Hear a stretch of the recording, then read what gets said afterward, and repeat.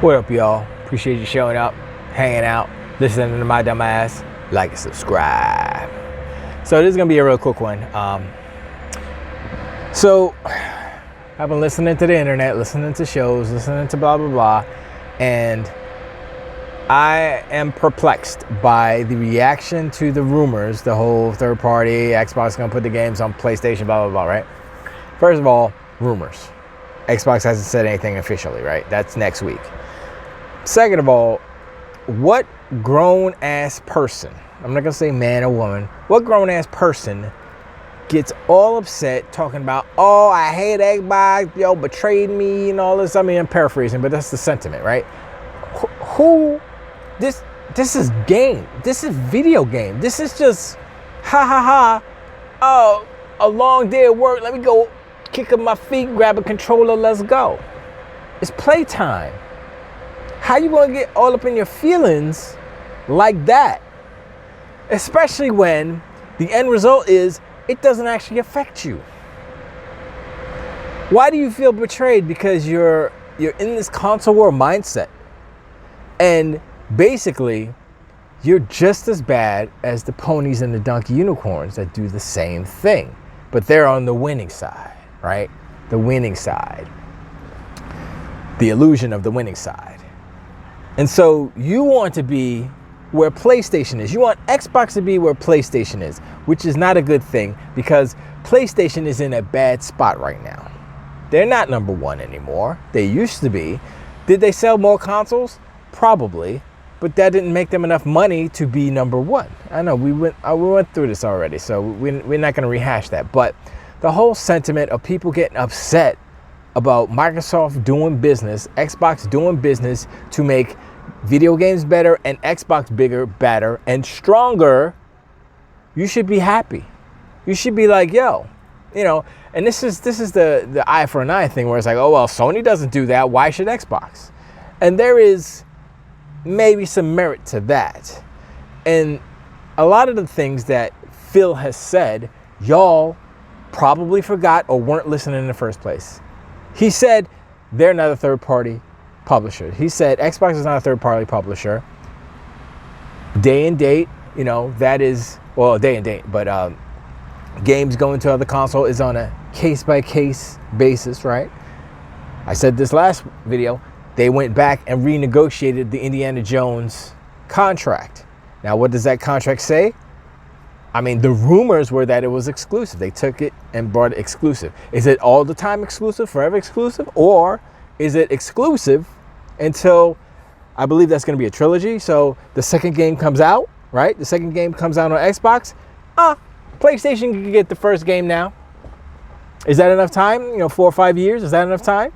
Are you still going to be mad? You going to throw your Xbox away or something? Some foolishness? It doesn't make sense for grown-ass people to act this way. I'm like, look, Xbox, do what you need to do to keep them games coming. Y'all got a lot of studios. Y'all got a lot of people to pay. You got a lot of business things going on. Do what you need to do to keep it coming. Do what you need to do to get all them Call of Duties and Game Pass. Do what you need to do to secure that when you buy Sega, I'm just kidding. Well, I'm not kidding, but I'm just kidding. I think I'm not saying that they need to buy Sega. It would be nice if they bought Sega, but I don't want, the only thing about buying Sega is that I don't want them to like consolidate or do anything, or as far as like fire people from Sega. I don't think they would, because it's a whole Japanese unit, so they would kind of act like Bethesda basically.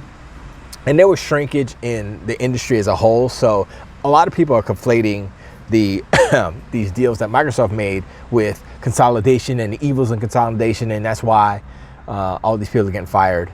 I mean, part of it is they're getting fired because, you know, it was a little bit of overlap, but it was the market blew up too big during the pandemic, and we already talked about that. But anyway, back to these crybaby ass mother flowers, okay? Why are you crying? Why are you crying about video games? It doesn't make sense to me. Like, oh, you betrayed, Xbox betrayed me, blah, blah. I'm like, what are you talking about? Huh? How did they betray you? How? by doing business, by saying, well, you know, if we put our games on other stuff, make money. And I think I said this last video, but the best thing that they could say on Monday is, and I did say this last video, is Phil comes out and says, yeah, we're going to other platforms starting in blah, blah, blah, 2025. We have a slate of games going over to the new Nintendo Switch 2. Bloop, drop the mic. See you later. Leave PlayStation out in the cold. That would be the best thing. I would laugh so hard. I'm going to laugh at all the crybabies, all the flip-floppers, because they flip-flopped again. You know what I'm saying? I'm talking Crab Gamer, I guess Tim Dog, whoever else did it. You know, Tim Dog's crying a lot. And I don't know him, so I can't be like, you know, I don't mean to disrespect him or nothing, but look, he's putting stuff out on Twitter and on Front Street. So look, if you don't want people to talk about you, don't say nothing. If you don't want people to talk about you, don't act like a fool. And so I'm like, look, this ain't affecting me. I'm going to still buy all them games. I'm going to buy them Sega games that are coming out. I'm going to buy Perfect Dark. I'm going to buy Fable. I'm going to buy whatever Forza Horizon comes out. I'm buying all the Xbox games. Next is Halo. I'm buying that. I'm buying all the games. All the games, I'm buying them all. And I'm not buying the PlayStation 5 because 1, is an ugly ass console. 2, too big. 3, they ain't got no games. And the games that I want to play, I can just watch on YouTube because they're literally movies. That's the thing. And the thing, same thing applies to Xbox. Like, if I didn't have an Xbox, right? Or if Indiana Jones was going to be on PlayStation and on Xbox, I would just watch it on YouTube because it's kind of like the movie. It's like Indiana Jones 3.5 between Temple of Doom and, not Temple of Doom, Raiders and, whatchamacallit, and Last Crusade, chronologically speaking. I would just watch it. I watch all the cutscenes. Somebody's gonna put a super cut into it. I'm like, yo, that's cool. It's like a new movie. It's like better than the movies that came out recently. You know, I got no qualms about doing that. If you make a good game, I'll probably play it eventually. Sometimes I'm looking at a game, looking at God of War. I'm like, okay, I see the merits in it. I see what they do, but it seems like it gets tired a little bit. I've heard complaints about that.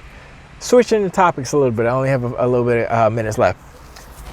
Helldivers 2. So I was watching Kind of Funny, P.S. I Love You XOXO. Don't watch it, but if you want to torture yourself, watch this episode. It had Greg, it had Snowbike Mike, and it had Blessing, Eddie O.E. Jr. on there.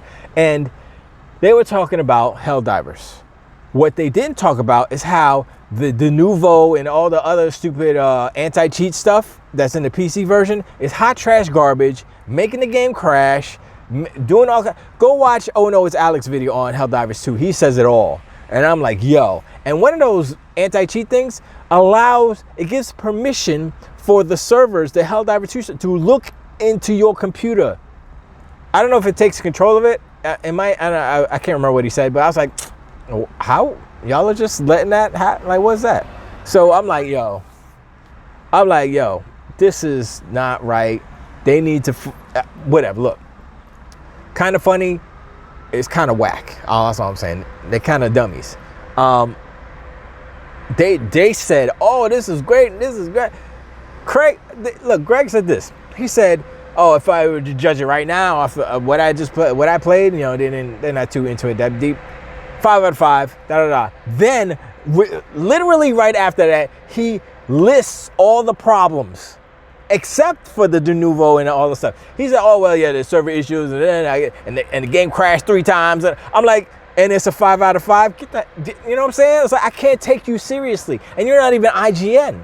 You're almost worse than IGN, because y'all are fanboys. And you're not impartial.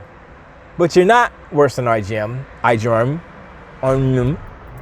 I mean, I'm gonna say today they're worse than IGN because of what I witnessed, and I was like, nah, I can't take y'all serious. I can't take IGN serious.